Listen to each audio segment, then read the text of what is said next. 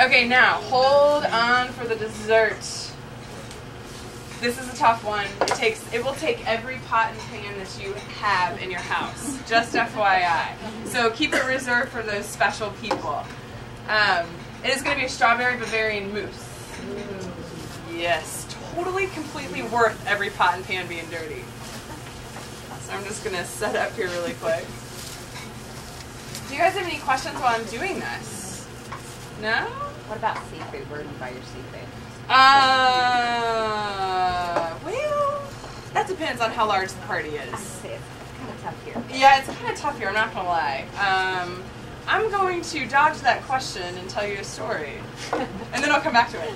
I go out to California quite a bit. I have a bunch of friends that live out there and cook out there. And, you know, I mean, Alice Waters just blew up all the farm-to-table type of cooking that exists now today. And I just love being out there. Well, I was out there for maybe 2 weeks, and I was helping one of my friends. And where does he work? The Monterey Bay Aquarium. I'm landlocked. Born and raised Kansas City, absolutely landlocked. And he's like, yeah, I should just break down this whole entire tuna. I haven't seen a whole entire tuna ever in my entire life that anybody has said, here, take a knife to it. So here I am, I have my own company, and I have never touched a whole tuna in my lifetime, and they just thought that it was hilarious. You have no idea what you're doing, and blah, blah, blah. Well, he came to my place, and I got in a side of beef, and then I also got in a load of chickens from Campo Lindo. And we sat down and broke them down, and I was just kind of, it's a natural thing, you know, for me to break down and butcher, and he couldn't keep up. And I'm like, ha, tuna. You're even. And I'm actually going to take out some new product to him when I go out there next week. And it's all heritage birds, so he should have fun with that. Who knows, I might have to teach him how to break down a chicken again. If he makes me break down tuna. I'm not quite sure. Okay, so there's a couple of key components to make this sucker work. And I am going to ask my lovely assistant, Fancy Nancy, to see if there isn't maybe 2 pots that are medium sized. Yes. Okay, fantastic. We have gelatin sheets. Each of these, you can buy, I'm going to say it, like even the Baker's Rack might have them.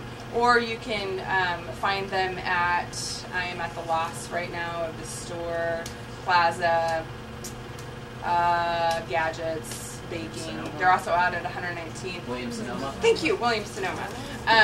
You can probably find them out there. Whole Foods probably has them, but this sheet is, I think it's 1/8 of an ounce, so it's really nice and quick and easy for us to measure. When we do that.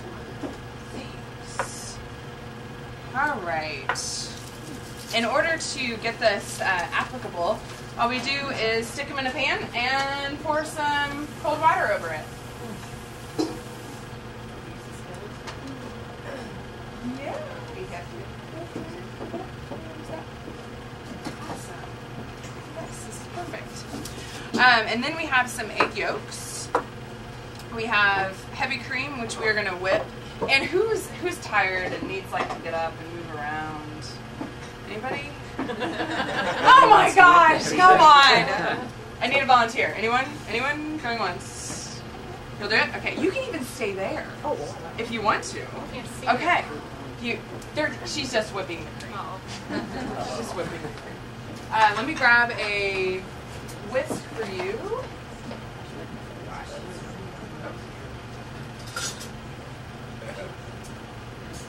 And an oversized bowl to keep with the theme of this evening.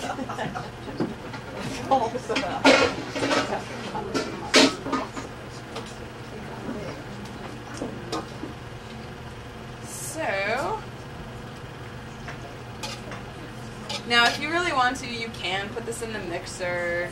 I think it takes the fun out of it. But just think, if you hand mix the whipped cream, you've already burned off like half the calories of the dessert.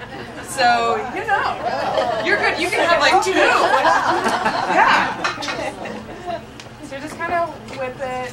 Yeah, this would be good.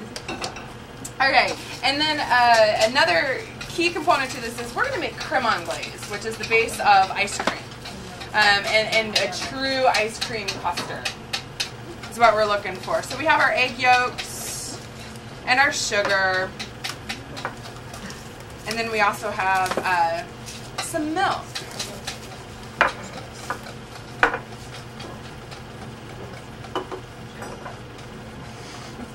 And no, there's no place you can buy creme anglaise, just in case you were wondering. Okay? There is no shortcut to this dessert. Just gonna let you know that. You need to start marketing. Yes. And our flavoring tonight is gonna be strawberry. You can flavor it with any type of berry that you would like. But I choose strawberry.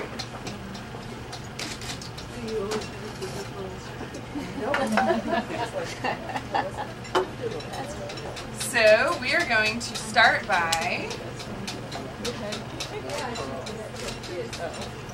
mixing the egg yolk and sugar together.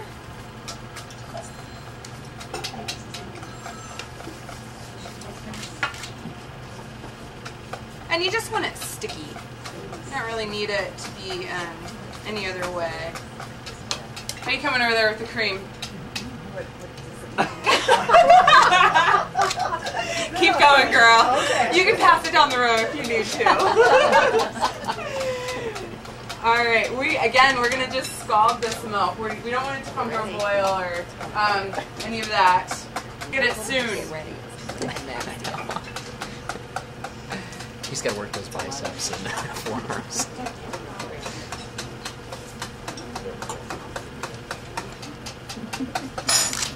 As she's intently whisking the cream.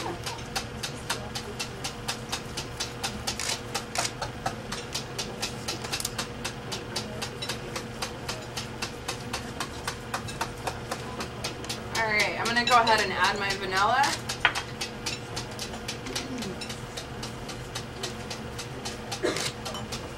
Give us a smile.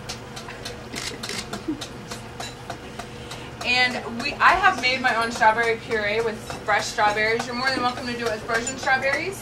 Nobody's going to know. I'm not going to be mad. All you have to do is just add a little bit of water and sugar and throw it in a blender and you should be good. So my milk is scalding, which is perfect. And I'm going to do what is called tempering my eggs. And what I kind of think of it as a first date, where you kind of start to get to know the person and you ask the very delicate questions on the surface. That's kind of what the milk is doing to the eggs to get it nice and warmed up, all right? If you come on too strong, usually the date ends very abruptly. Same thing with this. If you pour in too much of the warm milk, the eggs will actually cook way too quickly and then they will curdle. So you don't want to do that. You want to have at least a 5-date series with your milk and eggs, all right? Yes.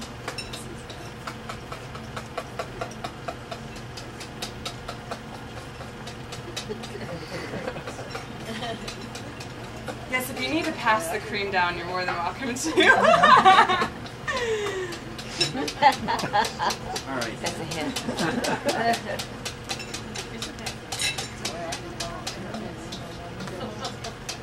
You knew it was whipped cream. I tell ya. Okay, now, once it's all incorporated, you're going to just pour it right back in the pan.